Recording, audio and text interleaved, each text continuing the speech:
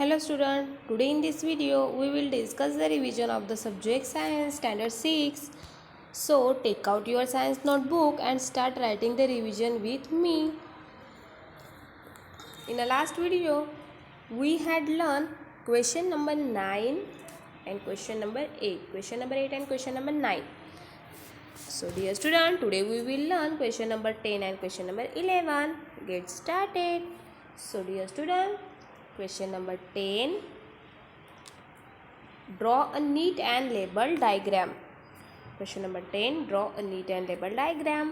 Okay, तो यहाँ पे कुछ डायग्राम दिए हुए हैं, उनको आपको क्या करना है, लर्न करना है और आपके नोटबुक में उसको ड्रॉ करना है अच्छे से. इसमें से ही आपको क्वेश्चन पेपर में पूछे जाएंगे. Okay, understood. सेम हियर, वैसे ही question number 11 explain giving scientific reason. यहाँ पे भी कुछ सम रीज़न दिए हुए हैं, उसमें से ही कुछ आपको क्वेश्चन पेपर में आएंगे. ओके, सो रिवीजन हम स्टार्ट करते हैं. Question number 10, draw a neat and label diagram. So यहाँ पे कुछ डायग्राम दिए गए हैं, उसको आपको क्या करना है, अच्छे से लर्न करना है और उसको ड्रॉ करना है आपके नोटबुक में. ओके स्टूडेंट, सो ये क्या है, इलेक्ट्रिक सर्किट है. ओके, तो इस तरीके से इसको सर किया हुआ है ड्रॉ. ये क्या है, to demonstrate that light travel in a straight line. Okay, तो ये है ड्रॉ, इसको भी ड्रॉ करना है डायग्राम. ये क्या है, मैग्नेटिक कंपास है, इसको भी आपको नोटबुक में ड्रॉ करनी है. एंड ये क्या है, इलेक्ट्रिक सेल है. क्या है ये, इलेक्ट्रिक सेल. एंड ये क्या है, टॉर्च बल्ब. ओके, तो ये सब डायग्राम है, आपको क्या करना है, आपके नोटबुक में उसको ड्रॉ करनी है एंड अच्छे से उसको डायग्राम को लेबल करना है. Okay, now question number 11, explain giving scientific reason. Get started. So question number 1, camel is known as a ship of desert. Camel को डेजर्ट का शिप कहा जाता है. Why, reason. Number 1, camel is known as a sheep of a desert because it has adapted itself in order to become fit to live in a desert. Number 2, camel have long legs which help them to keep their bodies away from the heat of the sun. Its hooves are short so they can walk easily on sand. Number 3, they excrete small amount of urine. Camel lose very little water from their bodies. They can live for many days without water and food. Now question number next. Moon gives light but it's not considered a source of light. यहाँ पे जो numbering दी हुई है उसको आपको नहीं देखना है, बिकॉज ये मैंने नंबर अरेंज नहीं किए गए हैं. ओके, सिर्फ आपको क्वेश्चन ही देखना है. So question, next question, moon give light but it's not considered a source of light. Answer, a source of light is an object that emits its own light. The moon does not emit its own light, it reflects back the sunlight that fell on it. Hence a moon is not considered a source of light. Okay, so हमें moon sun light देता है, but हम उसको source of light नहीं कहते, because क्योंकि moon की खुद की लाइट नहीं है. खुद की लाइट नहीं है मून की, वो रिफ्लेक्शन है सन का. ओके, अब समझ में आया, इसलिए. Now next, we can not see an object kept in a dark room.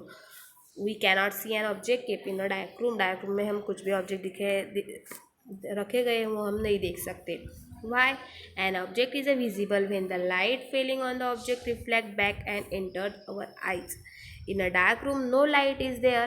Light से ही हम देख सकते हैं ना ऑब्जेक्ट, बट डार्क रूम में लाइट ही नहीं होती है. Hence the object is not visible in a dark room. Okay, done. Now next question.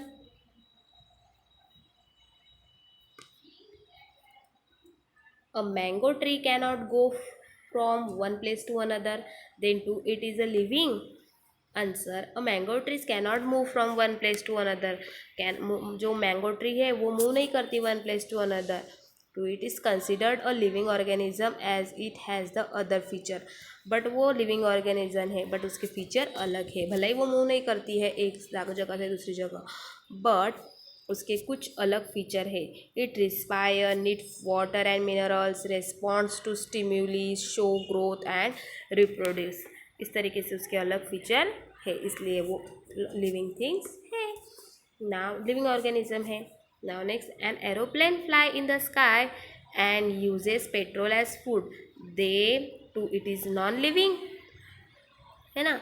Aeroplane क्या है, फ्लाई करती है स्काई में और वो फूड भी खाती है पेट्रोल वगैरह, फिर वो लिविंग थिंग्स है क्यों नहीं है, लिविंग थिंग नॉट लिविंग क्यों है। Answer, an aeroplane is a considered non living things, it cannot fly in the sky on its own like a bird की तरह वो अपने आप नहीं उड़ता है aeroplane.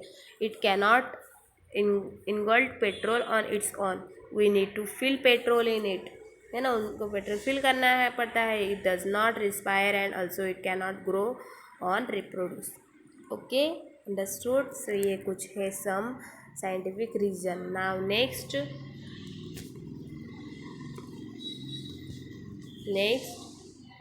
long chimneys are fixed in a factories that produce smoke. Answer, long chimneys are generally fitted in a factories that produce harmful gases, smoke, dust, particles and mechanical dust. These chimney take away the harmful gases high in the atmosphere away from our nose. Hence, long chimneys are fitted in a factories so that the air we breathe does not contain these harmful gases, है ना। Long chimneys क्यों fix की जाती है factories में, क्योंकि factories में से निकलने वाला स्मोक है उसमें मोस्ट ऑफ केमिकल रहता है और वो केमिकल डायरेक्टली हमारे ब्रीथिंग के समय अपने बॉडी के अंदर नहीं जा पाए, इसलिए वो चिमनीज ऊंचाई पे फिक्स की जाती है ना। मतलब चिमनी के कारण जो स्मोक है वो एयर ऊपर ही चला जाता है। Okay, understood. Now next, air is a mixtures. Why, reason बताना है आपको कि एयर मिक्सचर है। Answer, air is a mixture of a nitrogen, oxygen, carbon dioxide, water vapor and a few other gases. Some dust particles may also be present in it. All the gases present in the air retain their individual properties. Hence, air is a mixture. Air में कितने सारे components है, देखो nitrogen है, oxygen है, carbon dioxide है, water vapours है ना, और अदर गैसेस भी हैं।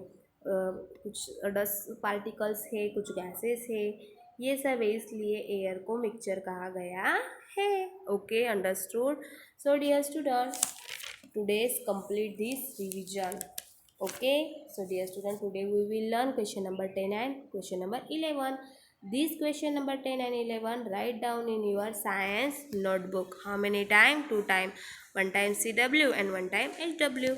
Okay students, thank you.